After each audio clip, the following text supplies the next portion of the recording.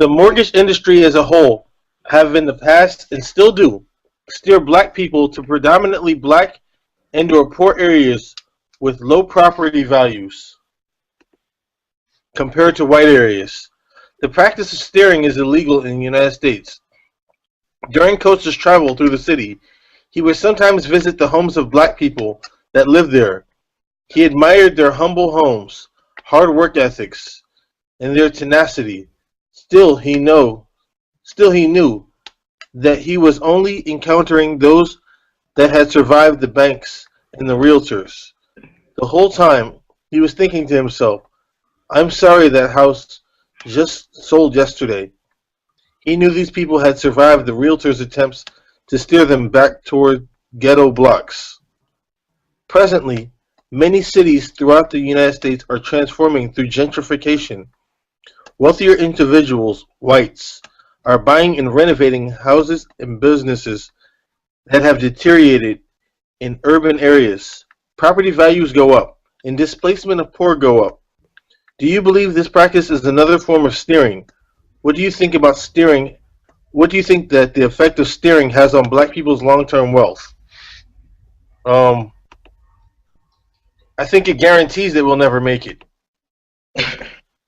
It's almost it's a nefarious guarantee that we'll never make it if they continue to steer us. I think we should fight back. If it's supposedly illegal, we should kind of use our. We should maybe call them out on it.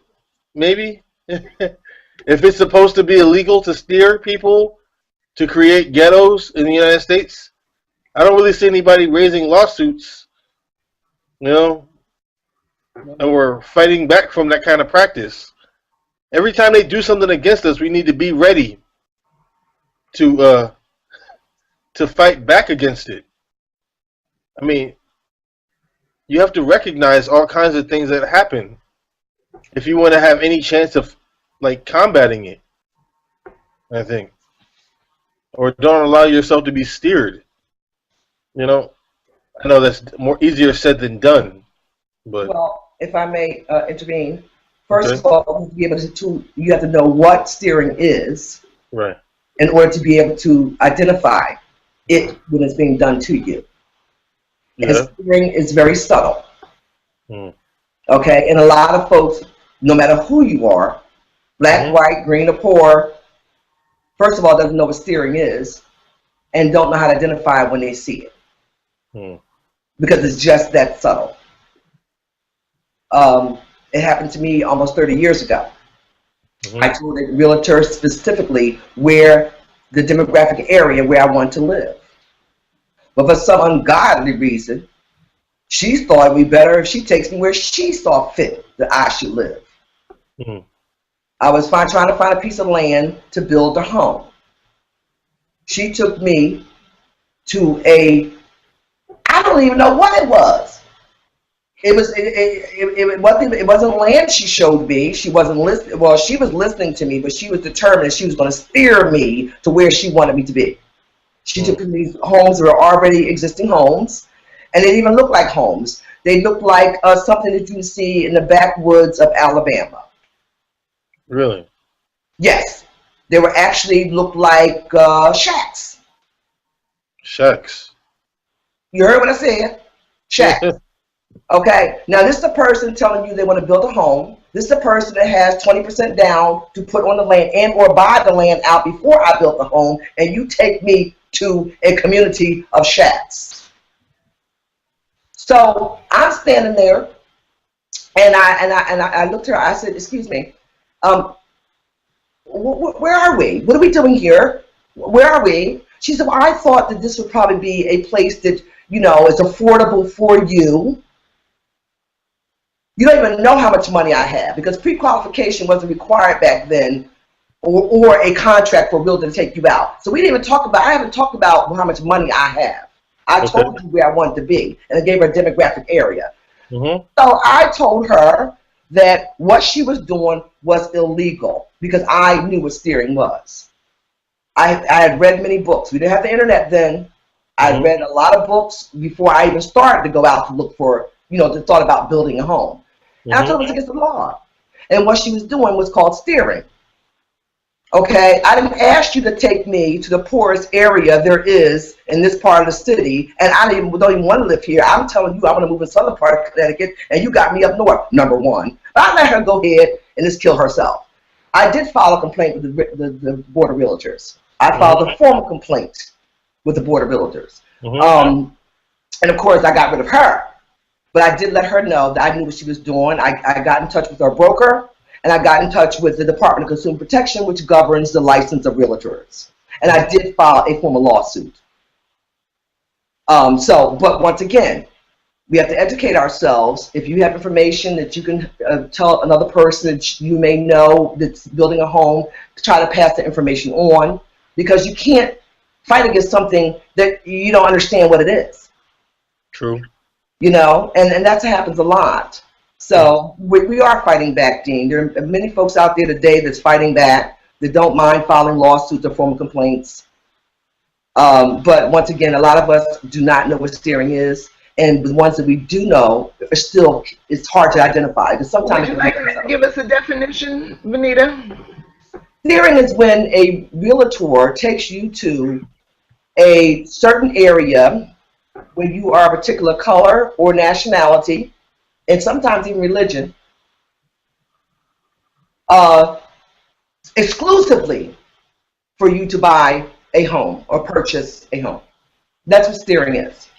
So your question is, do we think that gentrification is another form of steering? Yes. What do you think? I believe it is. Yeah. I say yeah. I believe it is another form of steering.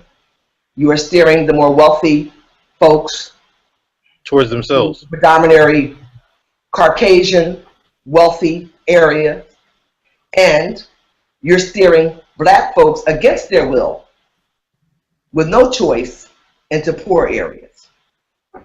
Because remember, gentrification, when they're in the process, they double those rents. Either they are rents, triple those rents. They do whatever they want to do. So you are going against your will when they're displacing you. And when they're displacing you, at the same time, I know that they probably have a little thing going on where this is the few apartments that are available to you, and they're steering you 9 out of 10 to poor areas, which is the only place you can go. So I do believe gentrification is another form of steering, and it's blatant. It's not even like there's a film I saw a few years ago. It's called My Brooklyn. And Brooklyn, of course, has been the subject of a great deal of gentrification, as well as other parts of New York, like Harlem. But this particular film looked at the whole history of how neighborhoods in Brooklyn had changed.